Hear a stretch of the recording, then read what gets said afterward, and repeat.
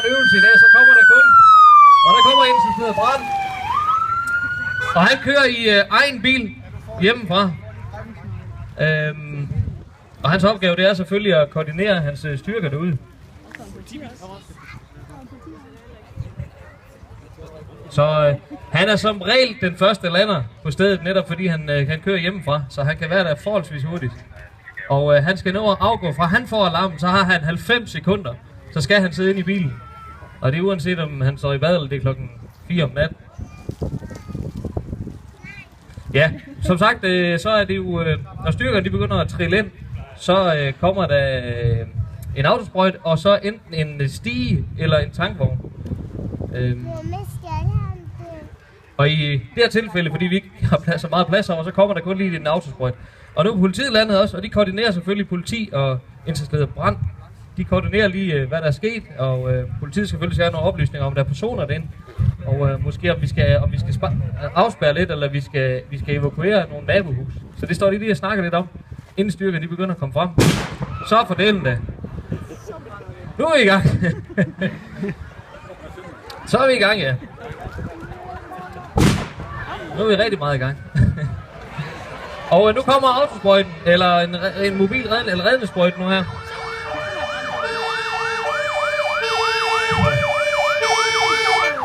Og der findes jo et hav af brandfolk, og det er måske lidt svært at kende forskel på dem alle sammen, men det er faktisk lidt nemt.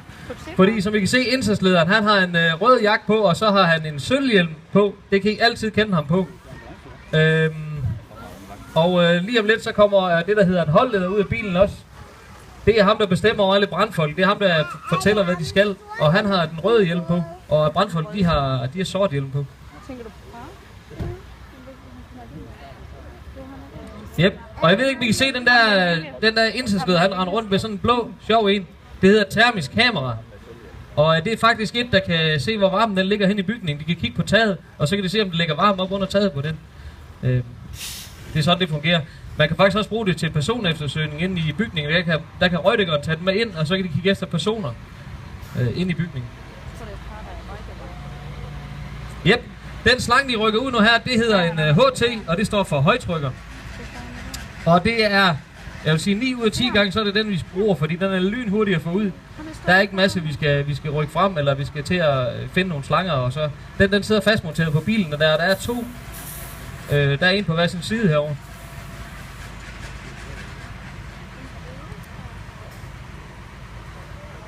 Og så skal røgdykkeren til ind, og det han gør nu, første rykker, det er, at han køler lige på døren.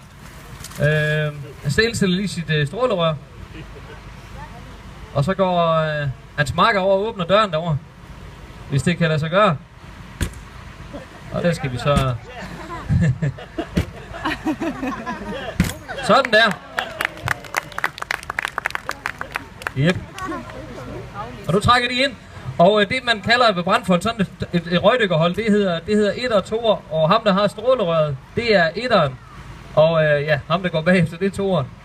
Og det er sådan det foregår inde i huset. Nu går de selvfølgelig ind og eftersøger efter de her personer her. Det er at 1'eren han styrer strålerøret, og 2'eren det er ham der trækker personen ud. Det er sådan det fungerer. Så 1'eren skal ind hele tiden passe på sin 2'er. Det er hans vigtigste opgave. Og nu er ambulancen kommet også. Og sådan et tilfælde som det her, hvis der var rigtig mange ambulancer, så vil altid skulle være den første ambulance, der lander. Den der mest gråhårede der. De har sådan en vest på, der står ambulanceleder på. Og det vil sige, det er dem, der bestemmer over alle de ambulancer der. De skal koordinere dem ude på skadestedet.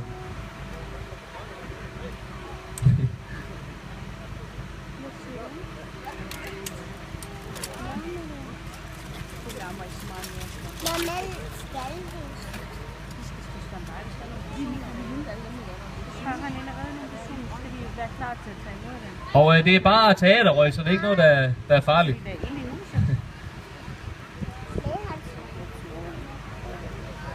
Brandrøg i virkeligheden, det vil være kulsort. Det er man slet ikke i tvivl om, især i sådan et hus som det her. Det er fyldt op med en masse forskellige materialer, som gør, at de afgiver en masse gasser, og de er kulsort. Så en røgdykker, når han går ind i et hus, så det han kan se, det er kulsort. Det er cirka lige så meget, som hvis I lukker øjnene. Det er så meget, han kan se, så han føler sig frem Og der har vi person.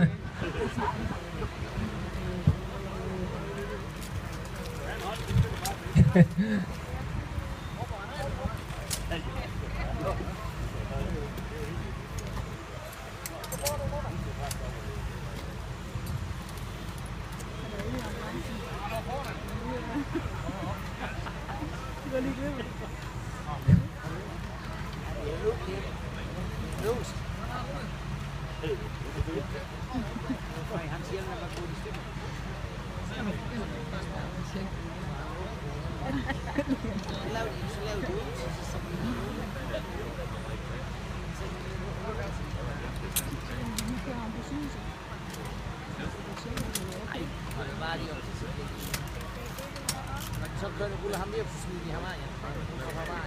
Skal vi ikke det næste?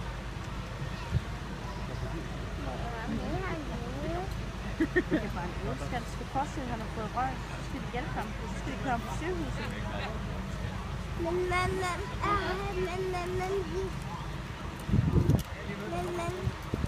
Jamen, så triller jeg lige afsted med den første. Og tit og ofte, så selvom man bare har lugtet til en lille smule røg, så skal man lige ind til observation for røgforgiftning. For det kan være rigtig, rigtig farligt at få røgforgiftning. Det kan samle sig vand i lungerne blandt andet. Så det er noget rigtig skidt. Derfor så er det rigtig vigtigt, at man lige kommer ind og så bliver tjekket. Det er sådan med en brand, det er, mange af de tror, at det er flammeren, der dræber, men det er faktisk røgen, der er den allerfarligste. Derfor så er det selvfølgelig rigtig vigtigt, at man har en røgalarm derinde. Og der skal selvfølgelig også virke.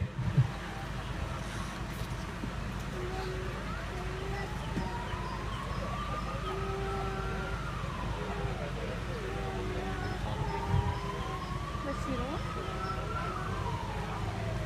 Skal du sove lidt? Jamen, vi kan have til klapvognen om lidt igen.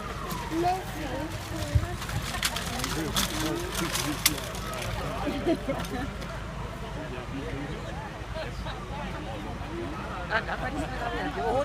tungt.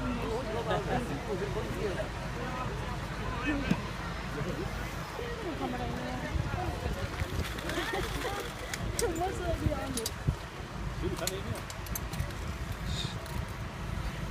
Og det var så den sidste, de fik ud. Nu de får at vide, at der ikke er flere derinde. Så brandfolden skal ind og efterslukke det sidste derinde. Og når de så er færdige med det, så skal de prøve at få al røgen ud af huset. Og det gør de med sådan en larmemaskine. En man kalder en overtryksventilator. Og det er sådan en sjov fætter med en stor propel på, som kan blæse al røgen ud af bygningen. Og når så man er færdig med det, man er helt færdig, så kommer der et skadeservicefirma efterfølgende. Og så lukker huset ned og får det tømt for vand, fordi vi har nok fyldt det med en masse vand måske. Så lidt som muligt.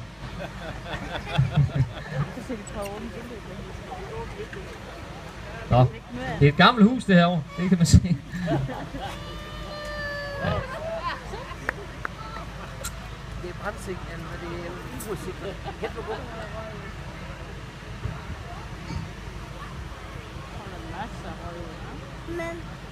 Ja, og nu kommer chaufføren derover med den her overtryksventilator. Og det er egentlig en overdimensioneret hårdtør. Den blæser bare kold luft.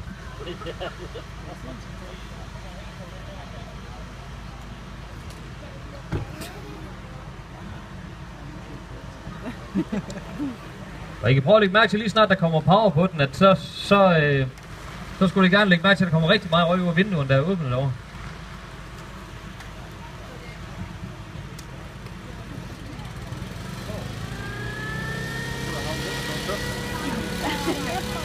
Det er et super effektivt stykke værktøj, og det er...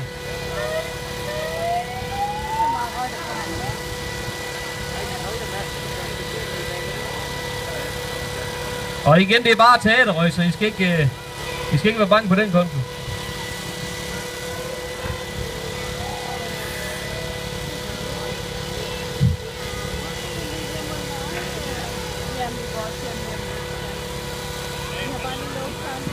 Og I kan se de der, det udstyr, en brandmand han er på.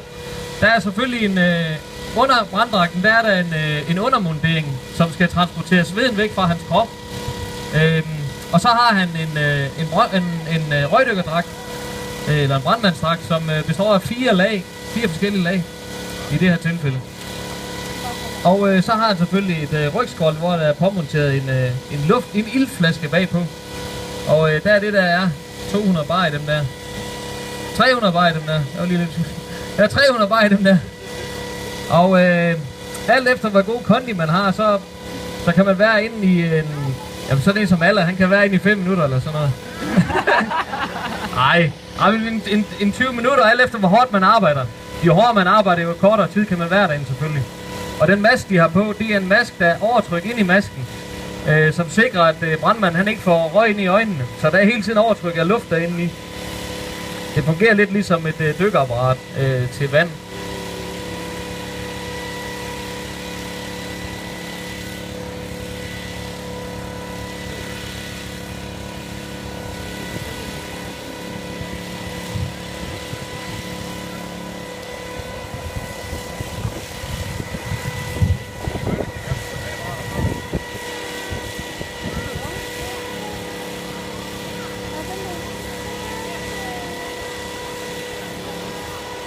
Jeg skal lige høre det. Er der mere?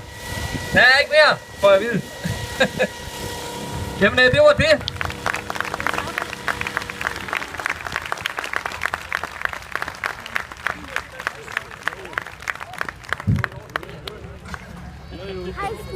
Og så skal jeg lige sige for en god ordens skyld, vi er selvfølgelig åbent til klokken 2 endnu. Og der er stadig masser af pølser og sodavand og masser af andre ting at kigge på herude.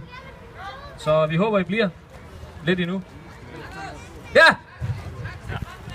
Hvad siger du? Ja, selvfølgelig. En stor tak til brandfolken selvfølgelig også. Og til politi, og til ambulance, og så til en, der hedder brand. Og til vores, krudtkong derovre nede i hjørnet. Det lykkedes til sidst. Og så de 2 figuranter selvfølgelig også.